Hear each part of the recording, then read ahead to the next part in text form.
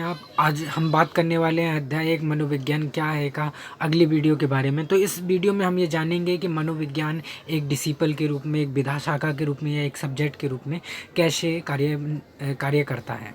तो मनोविज्ञान एक विधा शाखा के रूप में आइए स्टार्ट करते हैं।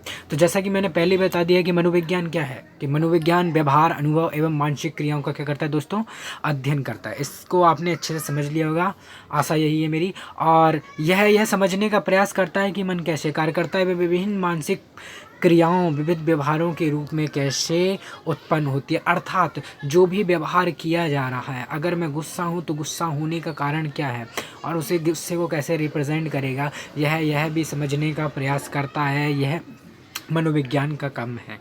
अगर आप उदास हैं तो आप उदास क्यों हैं, ये समझने का प्रयास भी कौन करता है दोस्तों, मनोविज्ञान दोस्तों।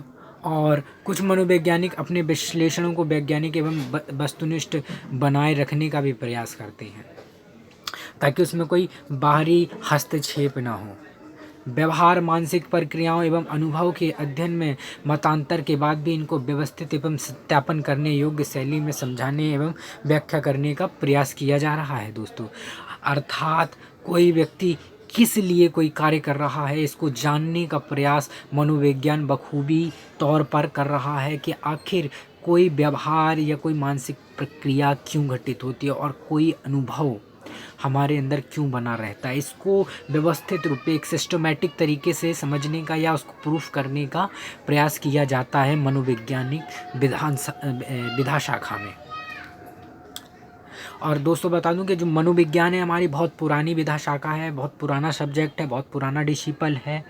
फिर भी यह एक आधुनिक विज्ञान कहलाता है, क्योंकि 1889 में ही लिपजिंग जर्मनी में इसकी प्रथम प्रयोगशाला की स्थापना हुई थी, काफ़ी लंबे समय बाद। इसलिए दोस्तों इसे हम आधुनिक विज्ञान कहते हैं। और मनोविज्ञान को दोस्तों बता दें कि आमतौर पर यह सामान्यतः सामाजिक विज्ञान की श्रेणी में रख जाता है, क्योंकि इसमें हम समाज का प्रभाव जो व्यवहार पे पड़ रहा है यह समझने का भी प्रयास करते हैं। संभवतः यही वजह है कि हम मनोविज्ञान को सामाजिक विज्ञान की श्रेणी में रखते हैं। लेकिन आपको दोस्तों ये जानकर आश्चर्य नहीं होना चाहिए कि भारत में ही नहीं, विश्व के अनेक देशों में मनोविज्ञान को विज्ञान के तहत पढ़ाया जाता है, लेकिन भारत में इसे आर्ट्स के द्वारा भी पढ़ाया जाता है डिग्रियों में। ठीक है दोस्तों। और दोस्तों दो न्यू विधायी शाखा या डिसिपल या सब्जेक्ट उभर रहे हैं, जैसे कि तंत्रिका विज्ञान जो कि तंत्रिका का अध्ययन करता है, और एक है कंप्यूटर विज्ञान जो कंप्यूटर से संबंधित है, जो कि क्या है कुछ ना कुछ तरीक़ों से हमारे मनोविज्ञान से लिंक होता है। और दोस्तों मस्तिष्क प्रतिमा तकनीक जैसे MRI, EEG इत्यादि से आप शायद परिचित होंगे, जिनसे कि मस्तिष्क प्रक्रियाओं को वास्तविक समय अर्थात भी जब वास्तव में हो रही है हमें समझना संभव होता है। तो जो मस्तिष्क प्रतिमा है दोस्तों, वही हमें ये बताता है कि कौन सी प्रक्रिया वास्तव में घटित हो रही है।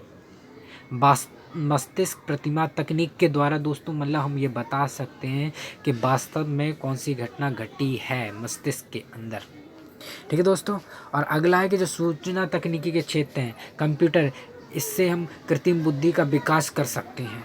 ठीक है, जो कि दोस्तों बिना मनोविज्ञान के संभव नहीं है, इसलिए ये भी मनोविज्ञान का एक बहुत महत्वपूर्ण अंग है दोस्तों।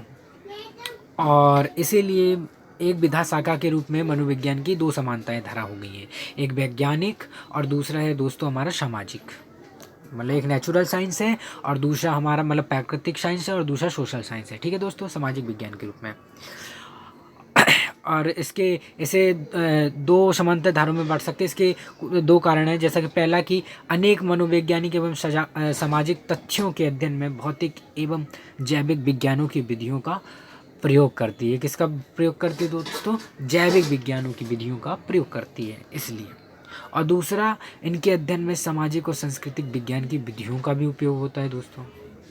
तो उधर वो सामाजिक लिविंग विज्ञान है, साइंस का तो इस्तेमाल कर रहा है दोस्तों, साथ में क्या है समाज का भी इस्तेमाल कर रहा है। इसलिए दोनों को क्या करती है, स्टडी करती है, सामाजिक और नेचुरल। ठीक है दोस्तों, सामाजिक और प्राकृतिक विज्ञान।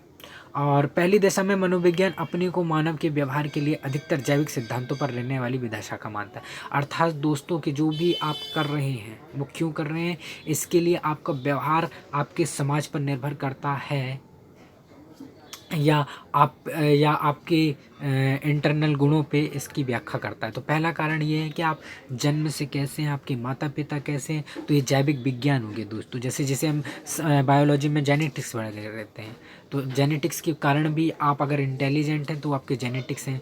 आप ज़्यादा बोलते हैं, हो सकता है आपके माँ बाप बोलते हैं, तो वो क्या है दोस्तों, हमारे सब जैविक सिद्धांत हैं। तो मानव व्यवहार की व्याख्या के लिए मनोविज्ञान इस सिद्धांत को या जैविक सिद्धांतों पर भी निर्भर रहता है। और दूसरा है दोस्तों कि वो हमारे आसपास की दशाओं पर निर्भर करता है कि हमारा समाज कैसा है वैसे ही हम बनेंगे। तो ये इसका दूसरा कारण है। जैसा कि यहाँ लिखा है कि इसकी मान्यता है कि समस्त व्यवहार परक जो भी हम व्यवहार कर रहे हैं गोचरों के कारण होते हैं, जिनकी खोज नियंत्रित दशा में व्यवस्थित रूप से प्रदत्त संग्रह की जा सकती है। ठीक है दोस्तों, अगला है यहाँ जो अनुसंधान करता है अर्थात दोस्तों जो रिसर्च करता है, उनका मानना है कि कोई भी काम हो रहा है तो उसके पीछे कोई ना कोई कारण होता है और जिसे समझने का प्रयास हम करते हैं। अगर हम इसे समझ लेते हैं तो हम पहले से बता सकते हैं कि अगर वो व्यक्ति ऐसा व्यवहार कर रहा है तो आगे जाके वो क्या कर सकता है। अर्थात दोस्तों बिल्कुल नॉर्मल है कि अगर आप लगातार पढ़ रहे हैं, अच्छे से पढ़ रहे हैं, सही समय दे रहे हैं, तो स्वाभाविक है कि आपके माता पिता इतना स्वाभाविक तौर पर अंदाज़ा लगा सकते हैं कि आप क्लास में अव्वल दर्जे पर ही रहेंगे। तो ये क्या है दोस्तों, कारण प्रभाव संबंध को जानना कहलाता है। ठीक है दोस्तों, और दूसरा सामाजिक विज्ञान के रूप में मनोविज्ञान इस बात पर भी ध्यान देता है कि व्यवहार परक गोचरों की व्याख्या किस तरह की जानी है। ठीक है, अगर आप चोरों के इलाके में रह रहे हैं तो दोस्तों मान्यता यही रहेगी कि आपके व्यवहार में भी चोरों जैसे गुण आएंगे। ये दूसरा इसका अर्थ है। ठीक है दोस्तों, आसान भाषा में।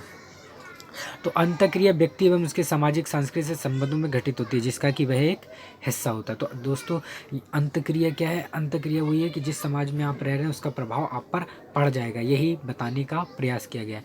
और याद रहे दोस्तों कि प्रत्येक विवेक परक गोचर के कई कारण हो सकते हैं कि अगर आप मान लीजिए कोई अच्छा काम करते हैं और हो सकता है आपकी सोसाइटी में अच्छे लोग ना, उसके बावजूद भी आपने अच्छा मुकाम शामिल किया, तो ज़रूरी नहीं है कि आप पूरा उस पर, हो सकता है कि आप अच्छे लोगों के साथ बने रहे हों ये इंटरनेट माध्यम से या अपने भाई या अपने चाचा रिश्तेदार किसी की भी, तो ये इसके कई कारण हो सकते हैं आपके व्यवहार के। तो दोस्तों आज की वीडियो में इतना ही।